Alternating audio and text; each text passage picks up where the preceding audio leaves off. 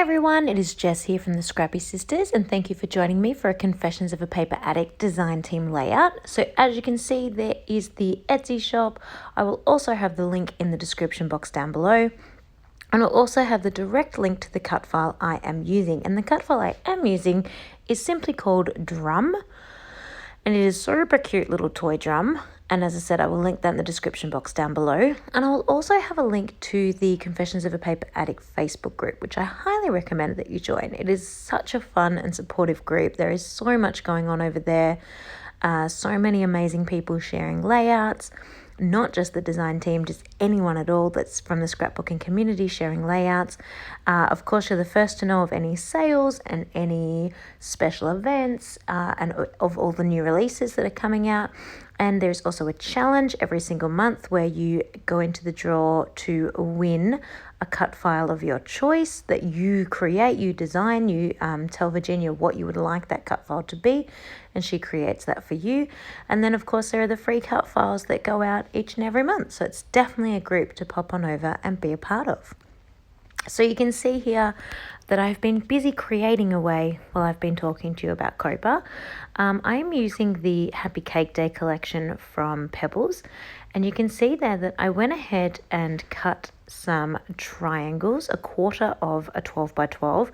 I actually am going to let you in on a little secret. I actually used my, 8.5 by 6 paper pad to cut these triangles, and I just added a little extra bit on the far corners of each end of the triangle, if that makes sense. It didn't quite cut an entire triangle, and I had to piece in just two little sections, but I'm pretty sure you can't tell. Like, if you look super close, you'll be able to tell, but I think I get away with it. Then I went ahead and distressed the edges and stitched around each one before adhering them onto my page. I have a distressing tool that is by Dove Crafts, and it's literally a little flower with a stick on it that's a paper distressing tool, which does a marvelous job, but your scissors will also work as well. And I actually did use my scissors for this one because I was outside playing with the boys.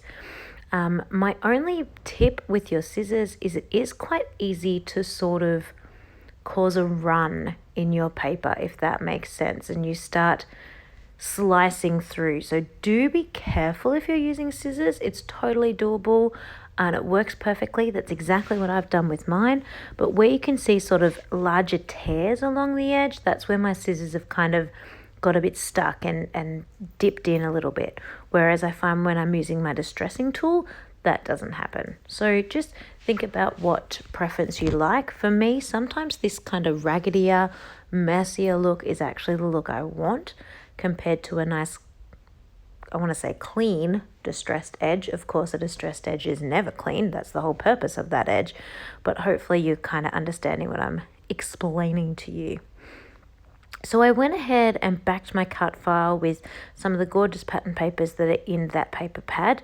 But the actual skin of the drum where the mallets are hitting, I just added a piece of vellum across there. Really ummed what to put across that.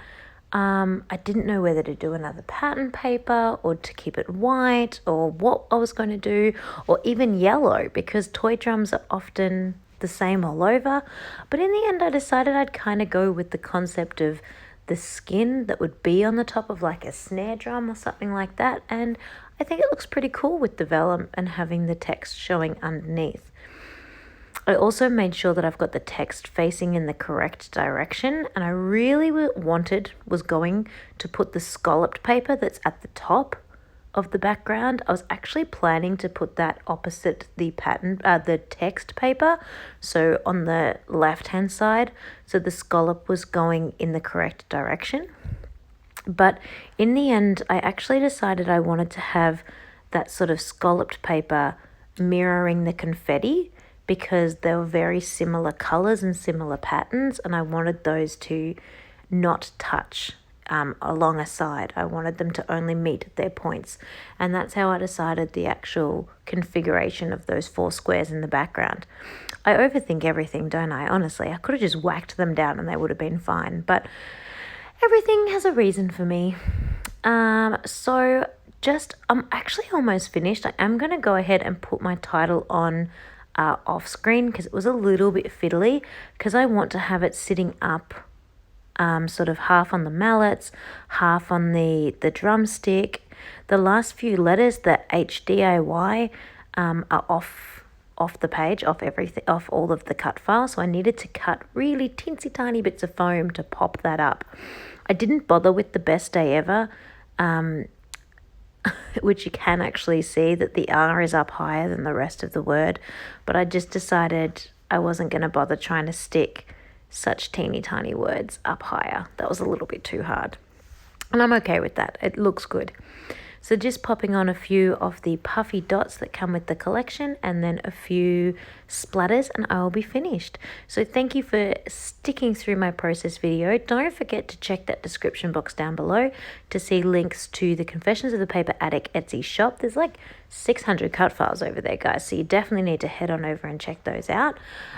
Also, there is a direct link to this drum if you are interested in this drum, and the Facebook group, as I said, where there is layouts being shared on the daily, as well as free cut files, as well as challenges, as well as discussions. It's definitely a group that you should pop on over and be a part of. Thank you for watching. I hope you have enjoyed this bright and colourful layout, and I look forward to seeing you all over at my channel next time. Don't forget to like and subscribe.